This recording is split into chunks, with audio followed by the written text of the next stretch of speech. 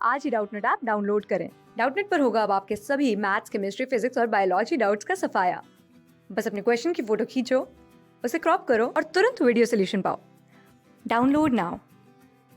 यहाँ पर हमें ह्यूमन बॉडी के कुछ डिसऑर्डर्स की लिस्ट दी गई है और हमें बताना है कि इनमें से कौन से डिसऑर्डर या कितने डिसऑर्डर रेस्पिरेटरी सिस्टम के साथ एसोसिएटेड हैं।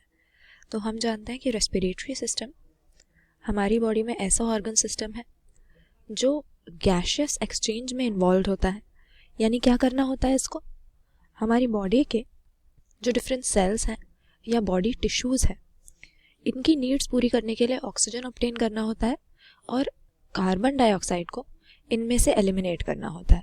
तो अगर अपनी लिस्ट को देखें, सबसे पहले हमें दिया हुआ है अस्थमा।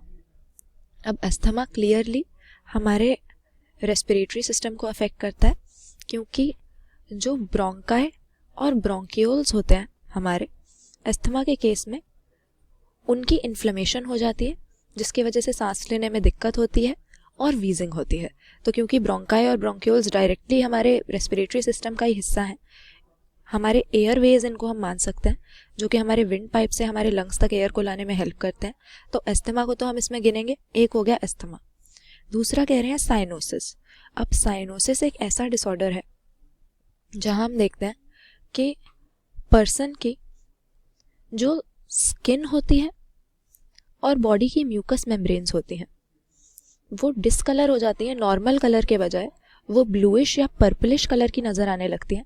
और इसका रीज़न ये है कि प्रॉपरली ऑक्सीजन की सप्लाई बॉडी के इन पार्ट्स तक नहीं पहुंच पा रही है, तो ऑक्सीजन की डेफिशिएंसी की वजह से ऐसा हो रहा है। तो यहाँ पर हमने देखा था कि रेस्पिरेटरी सिस्टम का काम होता है हमारे बॉडी टिश्यूज तक ऑक्सीजन को पहुंचाना, यानी ऑक्सीजन ऑब्टेन करना। और यहाँ पर ऑक्सीजन की कमी हो रही है, तो इसीलिए साइनोसिस को भी यहाँ पर हम गिन लेते हैं। दूसरे नंबर का साइनोसिस हो गया। फिर है हमारे पास ब्लू बेबी सिंड्रोम। अब इसमें हम क्या देखते हैं, ये हीमोग्लोबिन के साथ ही रिलेटेड है। ब्लू बेबी सिंड्रोम में होता क्या है कि जब किसी इन्फेंट को ऐसा वाटर मिलता है जो नाइट्रेट्स में रिच हो, तो ड्रिंकिंग वाटर में नाइट्रेट्स होने की वजह से बॉडी के अंदर नाइट्रोजन कंपाउंड्स या नाइट्राइट्स बन जाते हैं। तो इस तरह के इन्फेंट का जो हीमोग्लोबिन होता है, अब हीमोग्लोबिन का वैसे तो टिपिकली काम है ऑक्सीजन के साथ बाइंड करके ऑक्सीजन को कैरी करना, लेकिन अगर नाइट्राइट्स बॉडी में प्रेजेंट है तो हीमोग्लोबिन के साथ जुड़कर वो मिथ हीमोग्लोबिन की फॉर्मेशन कर देते हैं। और एक बार ये मिथ हीमोग्लोबिन बन गया तो इसकी डिसोसिएशन आसानी से होती नहीं है। तो यानी हमारा हीमोग्लोबिन ऑक्सीजन को कैरी करने के बजाय यहाँ पर नाइट्राइट से जुड़कर रह जाता है, और इसीलिए ब्लू बेबी सिंड्रोम कॉज होता है। तो यहाँ पर देखिए, ऑक्सीजन की सप्लाई में रेस्पिरेटरी सिस्टम ने कोई गलती नहीं की, ऑक्सीजन ऑब्टेन कर लिया, गैसेस एक्सचेंज कर लिया, लेकिन दिक्कत कहाँ पर हो रही है, क्योंकि ड्रिंकिंग वाटर में नाइट्रेट्स थे, बॉडी में नाइट्रोजन कंपाउंड्स हैं, तो ऑक्सीजन हीमोग्लोबिन के साथ बाइंड नहीं कर पा रहा है, ऑक्सी हीमोग्लोबिन नहीं बन पा रहा।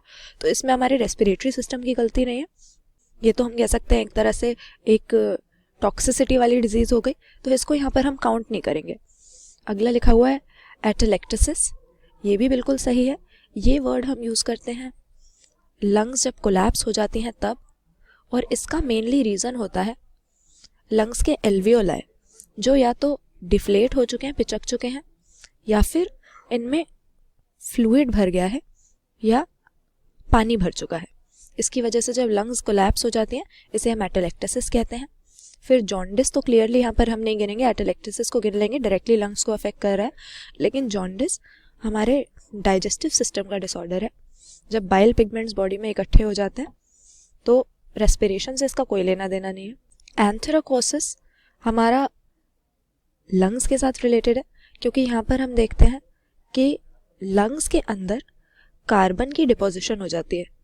अगर हम ज़्यादा पोल्यूशन में रहते हैं या फिर कोल डस्ट, स्मोक, इन सारी चीज़ों को ज़्यादा इनहेल करते हैं, एक्सपोजर होता है इनसे, तो कार्बन कंपाउंड्स हमारे लंग्स में डिपॉजिट हो जाते हैं। तो ये लंग्स को अफेक्ट कर रहा है, इसको तो हम काउंट करेंगे ही। अब यहाँ पर एपिलेप्सी बिल्कुल ही रिलेटेड नहीं है, ये न्यूरोलॉजिकल डिसऑर्डर होता है, हमारे नर्वस सिस्टम को, ब्रेन को अफेक्ट करता है, तो ये बिल्कुल काउंट नहीं होगा। लेकिन एस्बेस्टोसिस अगेन एक तरह का हमारा हम कह सकते हैं ऑक्यूपेशनल रेस्पिरेटरी डिसऑर्डर हो गया, जहाँ पर हमारे लंग्स में डीप जाकर जो सिलिका के कंपाउंड्स होते हैं वो जम जाते हैं और हमारे लंग्स का सरफेस एरिया जो एक्सचेंज का है, रेस्पिरेशन का है, उसको कम कर देते हैं। तो यहाँ पर कितने काउंट करेंगे हम? एस्बेस्टोसिस भी हो गया। टोटल 5 हमारे पास ऐसे हैं जो किसी ना किसी वे में हमारे रेस्पिरेटरी सिस्टम को अफेक्ट कर रहे हैं या फिर गैशियस एक्सचेंज को ये ऑब्स्ट्रक्ट कर रहे हैं। तो करेक्ट आंसर ऑप्शन सी 5 कर देंगे। क्लास 6 से 12 से लेके नीट, IIT, जेई मेंस और एडवांस के लेवल तक 10 मिलियन से ज़्यादा स्टूडेंट्स का भरोसा। आज ही डाउनलोड करें डाउटनेट ऐप या व्हाट्सएप कीजिए अपने डाउट्स 8400 400 400 पर।